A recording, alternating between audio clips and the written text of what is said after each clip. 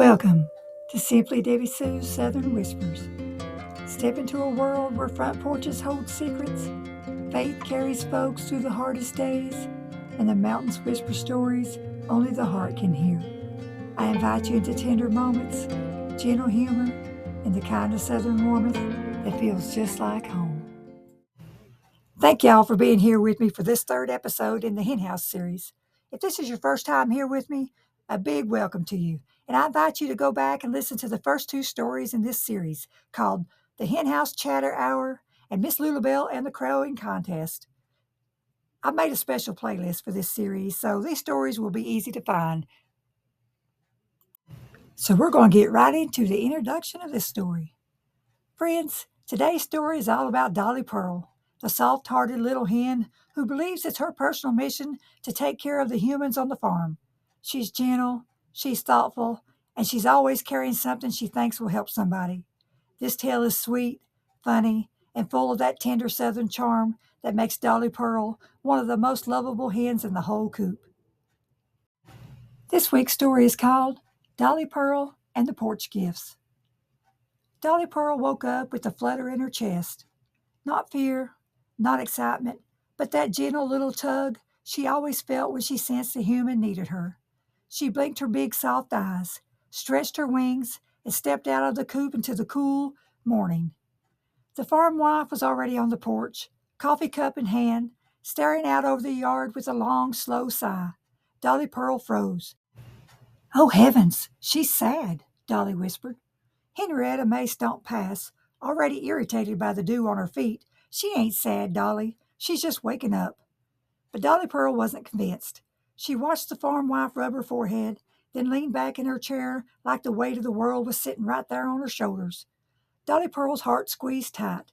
"She needs something," she murmured. "Something special." She scanned the yard for the perfect gift. A leaf? Too crunchy. A stick? Too pokey. A feather?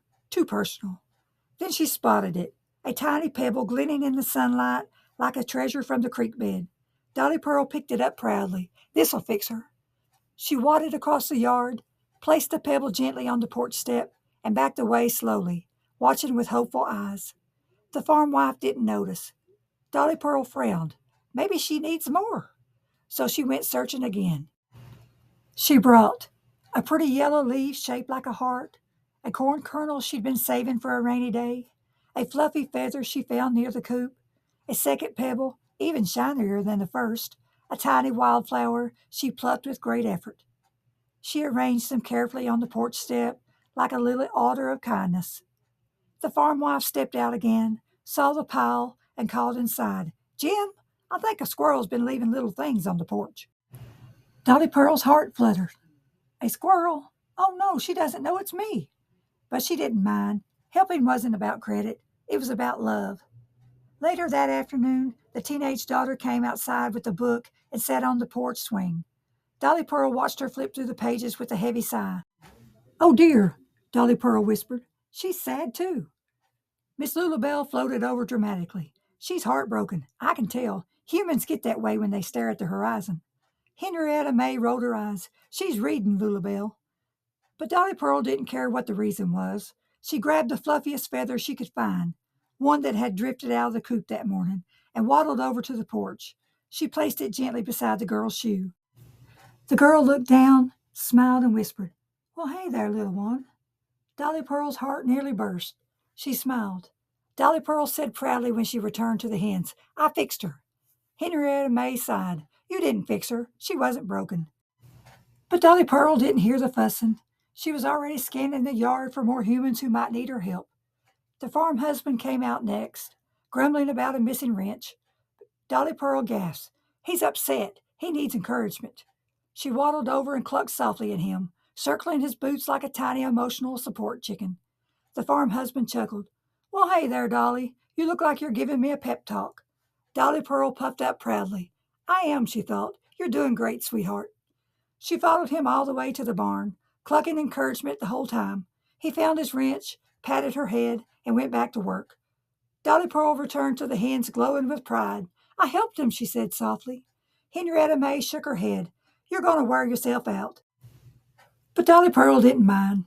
Helping humans made her heart feel full, like she was part of something bigger than the coop, bigger than the farm, bigger than her own little feathered self.